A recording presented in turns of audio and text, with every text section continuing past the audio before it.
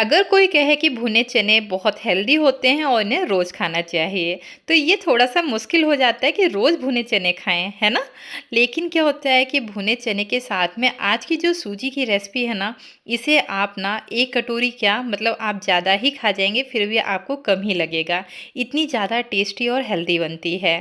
तो आज की रेसिपी बनाने के लिए मैंने 1 कटोरी भुने चने लिए हैं। ये छिलके वाले भुने चने हैं। आपको मार्केट में बहुत ही आसानी से मिल जाएँगे। अब एक पैन को गैस के ऊपर रखा है, इसमें डाल देंगे 2 चम्मच शुद्ध देसी घी। तो घी में ही इस रेसिपी को बनाइएगा, ज़्यादा घी का इस्तेमाल नहीं करना है। घी जैसे ही मेल्ट हो जाएगा, 1 कप सूजी डाल दी है। तो मैंने ये नॉर्मल सूजी का इस्तेमाल किया है। आपके पास बारीक सूजी आप वो भी ले सकते हैं, नॉर्मल सूजी आप वो भी ले सकते हैं, ठीक है? तो सूजी को अभी हमें अच्छे से भूनना है, जिससे कि इसके जो रवे होते हैं ना अच्छे से फूल जाएँ और हल्का सा इसका कलर भी चेंज हो जाए। तो लगातार चलाते हुए आप मीडियम फ्लेम पर इसको भून लीजिएगा और थोड़ी देर में आप देखेंगे जो सूजी है ना उसका कलर भी चेंज हो गया है और भी बहुत ही प्यारी सी खुशबू भी आने लगी है। तो यहाँ पर आप देख सकते हैं कलर चेंज हो गया है ना, ये देखिए।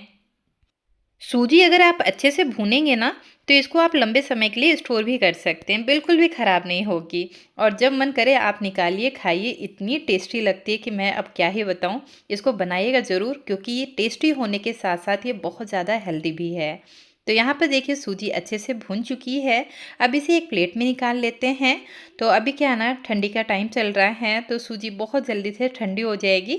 तो आप किसी भी प्लेट में ना इसको थोड़ा सा फैला दीजिएगा। फैलाने से क्या है, फटाफट से ये काम हो जाएगा और फिर हम लोग अपना नेक्स्ट प्रोसेस स्टार्ट कर देंगे। अब यहाँ पर देखिए फ्रेंड्स, मैंने 1 कप के लगभग भुने चने लिए हैं, क्योंकि हमने 1 कप सूजी लिया था ना, तो सेम रेशियो से आपको चने ले लेने हैं। तो ये छिलके वाले चने हैं। आपके पास अगर बिना छिलके वाला चना है ना, तब तो और भी बढ़िया है, आपको छिलका निकालने की भी ज़रूरत नहीं पड़ेगी। तो हमें क्या करना है, इसके छिलके निकाल देने हैं। वैसे छिलके में भी बहुत अच्छा प्रोटीन होता है, बहुत हेल्दी होते हैं, लेकिन क्या होता है ना, कभी कभी मतलब उसका कलर नहीं अच्छा आता है रेसिपी में। तो आप क्या करिएगा, हाथों से इस तरीके से रब करके इसके छिलकों को निकाल सकते हैं। दोनों हाथों से आप रब करिएगा इस तरीके से, ये देखिए। तो छिलका आराम से निकल जाता है और थोड़े बहुत अगर छिलके बच भी जाते हैं ना, तो कोई दिक्कत वाली बात नहीं है, उसको हम लोग ले सकते हैं। लेकिन बहुत ज़्यादा छिलके जाएंगे ना तो कलर चेंज हो जाता है। चने के छिलके निकालने के लिए एक मैंने बड़ा सा बाउल लिया है और ये स्पाइरल छन्नी ले ली है।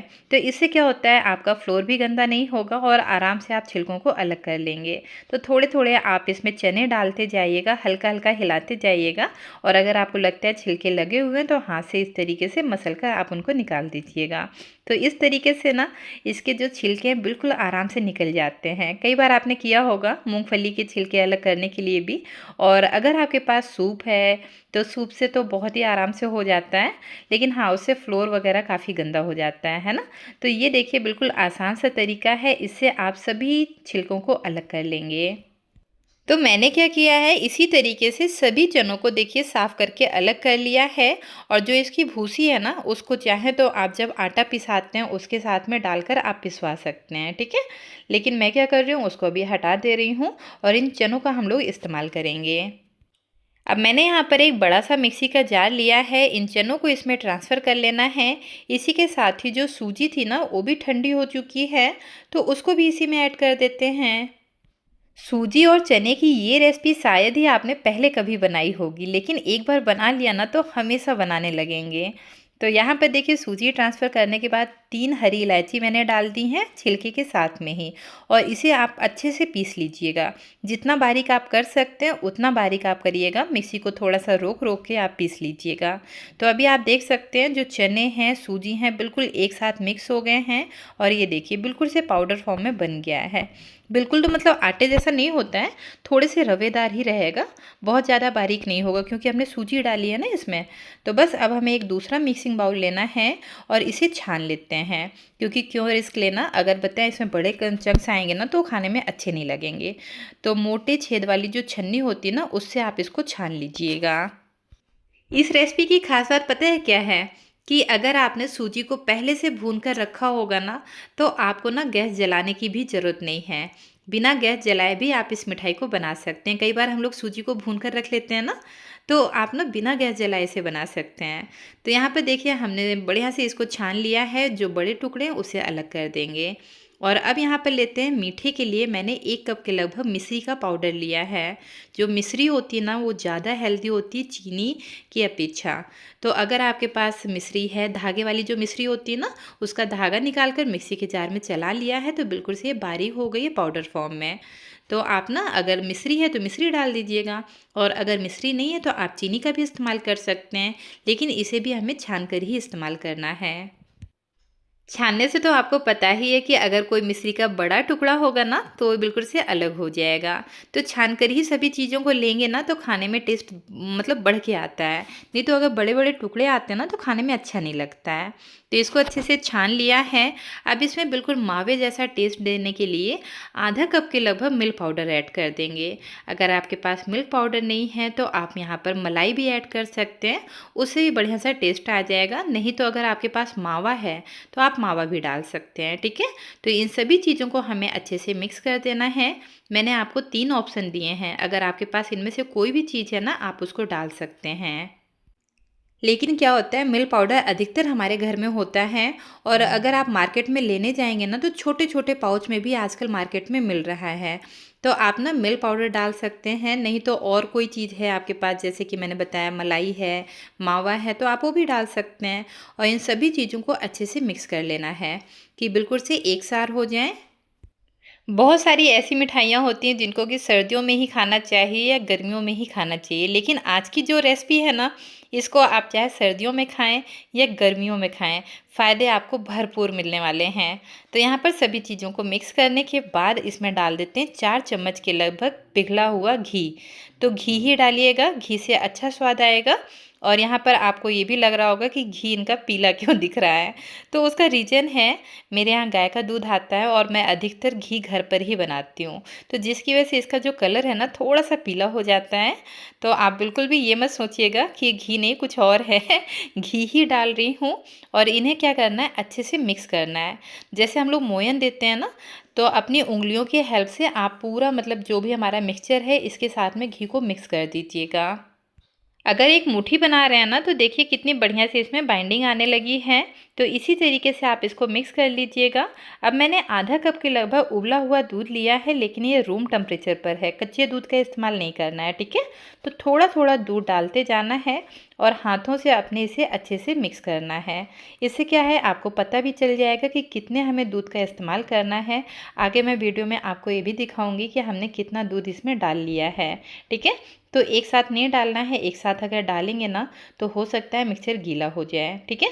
तो अभी थोड़ा थोड़ा करके देखिए मैंने इसमें दूध डाला है और कितनी बढ़िया से इसमें बाइंडिंग आ रही है। अब यहाँ पर एक छोटा सा पोर्शन लेना है और इसको ना लड्डू का शेप दीजिएगा। तो अच्छे से ये शेप को होल्ड कर पा रहा है, इसका मतलब कि ये हमारा मिक्सचर परफेक्ट बन करके रेडी हो गया है।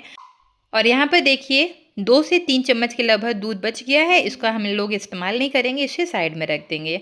हाथों को धुल लीजिएगा, घी से अच्छे से ग्रीस करिएगा हाथों को, और अब इसे आप ना शेप दे दीजिएगा। तो इससे आप ना पेड़े बना सकते हैं, लड्डू बना सकते हैं, या तो आप बर्फ़ी भी सेट कर सकते हैं। तो मैं फ़िलहाल आज पेड़े बना रही हूँ, और इस तरीके से दोनों हथेलियों के बीच में रखकर आप इन्हें शेप देंगे ना, बहुत ही बढ़िया बिल्कुल फिनिशिंग के साथ में पेड़े बनते हैं। कोई क्रैक्स वगैरह नहीं आता है और खाने में भी बिल्कुल सॉफ्ट रहते हैं। तो मैंने क्या किया है, इसी तरीके से सभी पेड़ों को बनाकर रेडी कर लूँगी। और मैं कोई मतलब ऐसा नहीं कि इसके ऊपर कोई छपना लगा रही हूँ, जो हमारा थंब होता है ना, इसी से हल्का सा प्रेस करेंगे तो बहुत अच्छी सी डिज़ाइन बन जाएगी। तो देखा ना फ्रेंड्स, इस मिठाई को बनाना कितना आसान है, साथ ही साथ कितनी ज़्यादा ये हेल्दी है। तो बाहर की जो मिलावटी मिठाइयाँ हैं उससे बचें और घर पर ही एकदम शुद्ध तरीके से आप हेल्दी मिठाई बनाकर रेडी कर सकते हैं। देखने में तो बिल्कुल ऐसा लगेगा जैसे मावा के पेड़े हैं, लेकिन हाँ, खाने में जो इसका टेस्ट है ना, थोड़ा सा आपको भुने चने का टेस्ट दिलाएगा, लेकिन हाँ वो भी बहुत टेस्टी लगेगा।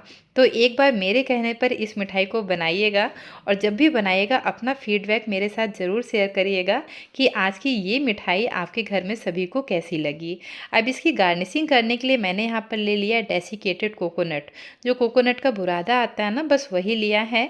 ऊपर से हल्की सी कोटिंग कर देंगे। तो अगर आपके पास है तो आप कर दीजिएगा, नहीं है तो सिंपल आप ऊपर से कोई ड्राई फ्रूट्स रख सकते हैं, देखने में लुक वाइज अच्छा लगने लगेगा।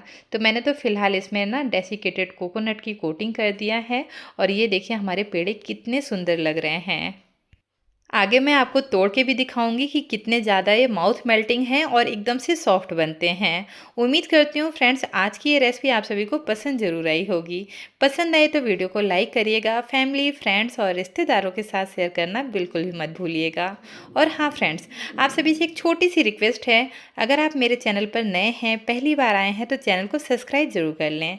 इसी तरह की आसान और यूनिक रेसिपी देखने के लिए बेल आइकन को ज़रूर प्रेस करिएगा, जिससे कि मेरी आगे आने वाली वीडियोस की नोटिफिकेशन आप सभी को फटाफट से मिल जाएं। और हाँ फ्रेंड्स, ये रेसिपी नो फेल रेसिपी है। अगर आप पहली बार भी घर पर बना रहे होंगे ना तो आपकी मिठाई बिल्कुल ऐसी ही, इतनी ही सॉफ्ट और इतनी ही मॉइस्ट बनेगी। अगर आप इसको स्टोर करते हैं ना तब भी ये बिल्कुल भी हार्ड नहीं होती है। तो आप इसे फ्रिज में रखकर 1 महीने के लिए स्टोर भी कर सकते हैं। और ये देखिए इसका लुक देखिए, है ना कमाल की, बहुत टेस्टी बनती है। बिलीव मी फ्रेंड्स, इसको बनाइएगा ज़रूर। जो भी खाएगा ना वो पूछेगा ज़रूर कि आखिर इसे बनाया कैसे है। इसमें हल्का सा आपको टेस्ट आएगा, जैसे बेसन के लड्डू होते हैं ना उसका भी टेस्ट आएगा, चनों का हल्का सा टेस्ट आता है, मावे का टेस्ट आता है। तो आप लोग इसे बनाइए, इंजॉय करिए अपनी फैमिली के साथ में। मैं आपसे मिलती हूँ एक नई रेसिपी के साथ, तब तक अपना ध्यान रखिए। Bye bye, take care.